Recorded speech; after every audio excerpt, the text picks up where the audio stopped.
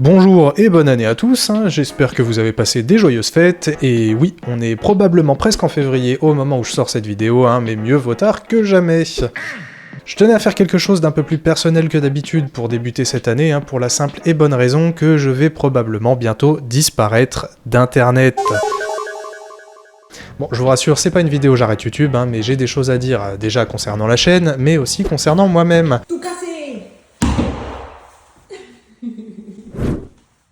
Parce que ouais, ça fait bientôt 10 ans que la chaîne existe, mais vous savez pas qui je suis, et vous savez pas ce que je fais là. Tu me connais pas, moi je vais t'allumer. Donc dans cette vidéo, je vais faire une micro-rétrospective de ma vie, vous expliquer ce très vieux rapport que j'entretiens avec la plateforme, en vous montrant même des images exclusives qui vont piquer la rétine.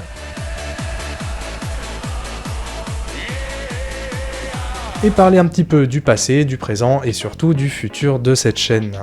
Je vais aller au plus simple et faire les choses dans l'ordre chronologique. Déjà, Fabien, c'est qui? Et Fabien, c'est un trou de balle qui naît le 31 octobre 1995 dans une famille d'artistes qui font des trucs de zinzin, mais lui, ce qu'il aime, c'est jouer à Dofus en mangeant des princes.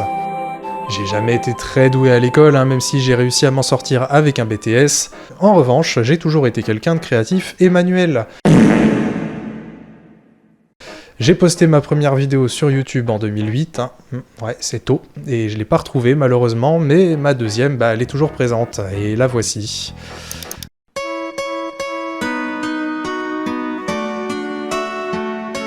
Ouais, une vidéo présentation de mon personnage sur Dofus, et vous pourrez constater cette qualité incroyable que je proposais à l'époque, Et non, c'est pas l'encodage YouTube qui depuis 16 ans a détruit ma vidéo, mais c'est bel et bien l'enregistrement d'origine qui était comme ça. On n'avait pas de quoi se payer un ordi avec ma famille, donc je suis allé en déchetterie pour récupérer des composants, histoire de nous monter un PC éclaté au sol. Mais bon, il avait le mérite de fonctionner.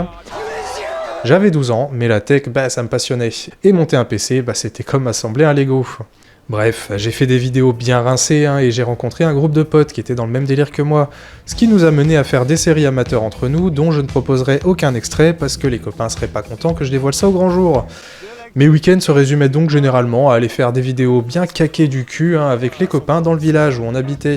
C'était cringe, mais j'ai clairement eu une chouette enfance. Et d'ailleurs, si vous tombez sur cette vidéo les gars, je vous fais des gros bisous. Puis on arrive en 2016.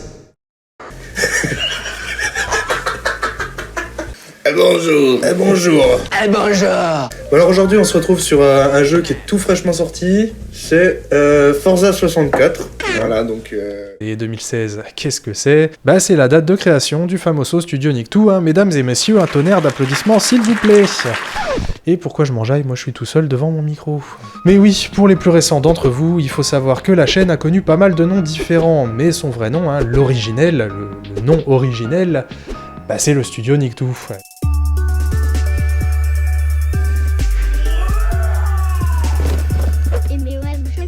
Comment c'est trop nul comme chaîne YouTube? Niquez bien vos darons bande de FDP. Et pourquoi Studio Nick2? Avec mon pote Val, que vous pouvez apercevoir dans quelques vidéos, mais surtout entendre, parce que c'est lui qui fait 90% des musiques de la chaîne, on aime passer du temps ensemble à rien faire. Et un soir, devant une bière et une vidéo de l'Inquiétéracide, on a décidé de ne pas passer du temps ensemble à rien faire, et d'ouvrir une chaîne gaming. Oh non. Oh non. Fallait lui trouver un nom et on était complètement bourrés, donc on a choisi Studio Nick2. Voilà, fin de l'anecdote, c'est pas très glorieux, mais ça me fera toujours autant rire. Durant cette période, moi je taffais à l'usine, c'était clairement un taf alimentaire et j'avais besoin de me changer les idées quand j'y étais pas. Du coup, ouvrir une chaîne où on posterait des trucs débiles, c'était une excellente décision. Ah putain d'enculé de bébé de merde de pute. Et donc on s'est mis à faire du plagiat, de l'Inquiétéra. La dépanneuse elle a du boulot quand même. Oui. Encore vous. On a confondu le camion avec le skate. Jeu d'accouplement de lapin. Voilà. Fait son petit truc. Et là il se fume un cigare. Putain c'est vraiment très humoristique. Ouais, bon, jeu suivant. Ouais, je suis sûr. C'était pas mal. J'ai sélectionné des extraits par-ci par-là, mais les vidéos, cherchez pas aujourd'hui, elles sont toutes en privé parce que 90% des blagues m'emmèneraient en prison. Arrive 2018, avec les premiers épisodes de Setup. Alors il y en a que certains parmi vous qui doivent connaître, je pense. C'est une série à la con que je vous invite à regarder si vous connaissez pas, dans laquelle je teste des périphériques de jeu sur des jeux pas du tout adaptés. C'est beaucoup trop rapide, j'ai pas réglé moi-même, enfin c'est celle par défaut, mais putain... Allez copain, ouvre là. Oh non. Et c'est aussi cette année-là que Doc7 nous passe dans un salut internet, qui marquera encore aujourd'hui le plus gros tournant de la chaîne, puisque ça nous a permis de décoller un petit peu. Quand on a vu qu'on avait été partagé par Doc7, on peut dire qu'on n'a pas vraiment surréagi. Je suis allé voir, je nous ai vus, j'ai fait ouais ok. En gros ça fait plaise mais sans plus quoi. Enfin, c'est que on s'est resté humble. Quand on a regardé le compteur d'abonnés, on n'a pas vraiment été ouf non plus. On était contents. Non, voilà. c'était cool. C'est pas 100 000 quoi. C'est un chiffre. C'est banal. Pendant quelques temps, c'est rigolo, on a enfin des commentaires sous nos vidéos, il y a des gens qui aiment ce qu'on fait, et franchement, c'est vachement cool, hein. Mais petit à petit, la hype, elle s'estompe. Val vit sa vie, et lui, il peut plus trop accorder de temps à la chaîne, et moi, j'ai aussi un taf qui m'épuise, donc le studio Nicktoons meurt à petit feu. J'ai continué solo pendant quelques temps, mais bon, tout seul, c'est vraiment beaucoup plus dur de se motiver. J'en retiens quand même du bon, parce que grâce à ça, j'ai pu m'améliorer en montage, là où c'est Val qui s'occupait de tout avant. Ouh, Sammy. Et surtout, je me suis rendu compte que ce qui me plaît le plus au final dans YouTube, c'est pas tant le contenu des vidéos que je fais, mais c'est vraiment cette liberté que m'offre le montage. C'est ça qui me pousse à faire des vidéos aujourd'hui, c'est m'amuser en montant et surtout voir vos réactions à mes blagues dans les commentaires, quoi. Bref, 2019, 2020, je crois qu'on sait tous ce qui arrive à cette période-là. Nous sommes en guerre. Là où le Covid a niqué la santé mentale de la Terre entière, moi perso il m'a permis de démarrer une nouvelle vie. Le confinement me permet de rester au chaud chez moi, c'est super, je joue à Counter-Strike, aucun problème. Puis un peu d'enfance m'offre une opportunité d'emploi à Paris.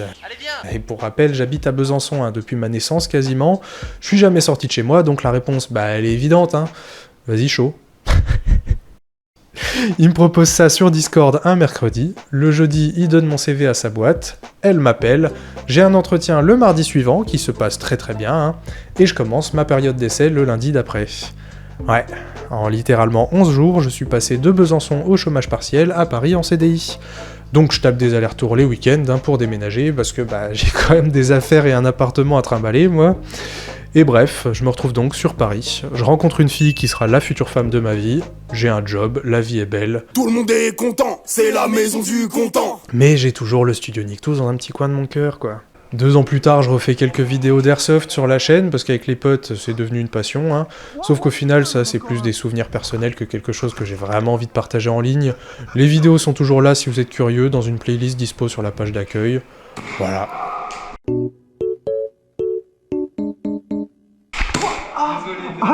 Puis on arrive au point le plus important de cette vidéo, qui a mené à ce que vous avez pu voir depuis 2 ans. On est en 2023. Le boulot, ça va pas du tout. J'adore ce que je fais, mais sans rentrer dans le détail, j'ai un contrat et un salaire de technicien, mais on me fait bosser comme un manager. Donc forcément, Bérangère voit bien que je suis malheureux le soir quand je rentre, mais bon, je prends sur moi. Et un soir, on décide de se refaire ensemble les vidéos que j'ai sorties dans le passé. Et... quelle décision j'ai prise? Je vous promets que cet épisode sera ultra sérieux et va envoyer du gros steak. Non mais les gars, faut même pas... Je comprends pas ce qu'il y a de marrant en fait. Je rigole énormément, mais surtout, je suis méga nostalgique, et au point où ça se lit sur mon visage. Donc Béran, me dit un truc qui va tout changer. Tu es triste? Arrête. En gros, elle me dit, ça se voit que t'aimes ça, t'es pas heureux dans ton taf, démissionne, prends 1 an pour vivre ton rêve. Dans ma tête, il se passe ça, littéralement. Et clairement, je perds pas de temps, je pose ma démission et je me lance. Bonjour à tous. Bon, je le précise, même si c'est évident, mais si vous voulez vous aussi tenter votre chance aujourd'hui, faites pas les cons. Lancez-vous si vous êtes encore chez vos parents ou si vos finances le permettent. Parce que quand on voit certains youtubeurs, ça a l'air d'être la belle vie, mais la réalité, c'est que ça nécessite énormément de sacrifices. Perso, j'avais un petit matelas financier de côté, c'est pour ça que j'ai pas hésité. Donc, j'ai aucun plan en tête, je reprends YouTube, ok, mais je fais quoi? Du coup, je retente la série Setup, sauf que très clairement, c'est nul à chier. Vraiment éclaté, il s'écoule 2-3 mois, je refais 1-2 épisodes, ça prend absolument pas. Et là, il y a un jeu que j'ai adoré dans mon enfance qui ressort sur Switch, Another Code. Look alive. We're almost there. Du coup, je décide d'en faire une critique qui, étonnamment, fonctionne vachement bien. 1500 vues en une semaine. Et c'est un très très bon début. Donc je continue. Bam 2500 vues sur Remember Me. C'est toujours pas énorme, mais c'est vachement motivant. Du coup, ma voix était toute tracée. J'allais à partir de ce moment-là faire de la critique. Et il semblerait que vous avez aimé, Pendant tout 2024, du coup, j'ai eu quelques échecs, mais j'ai sorti pas mal de bangers qui ont fait grandir la chaîne. Gravity Rush, Spectrobs, Call of, ou encore et surtout Dragon Quest 9. Cette vidéo-là, vraiment, j'ai pas compris. Encore aujourd'hui, elle me fait régulièrement des vues, c'est abusé. Donc ouais, 2024, excellente année pour moi. Je m'étais donné un an pour voir ce que ça pouvait donner, j'ai pris plus de 1000 abonnés, allez, je reprends un an de plus, on continue. Et 2025, ça a été la grosse désillusion, c'est ce qui donne cette vidéo aujourd'hui. Je vais être transparent, mais voilà, côte à côte les stats de 24 et 25, c'est simple, mais sur 2025, j'ai divisé par 2 mes vues, sauf que 3/4 des vues que j'ai fait proviennent de vidéos déjà sorties. Je sais pas si vous vous rendez compte, j'ai quand même touché mon premier billet de Google, allez, on va pas se plaindre, 92 balles.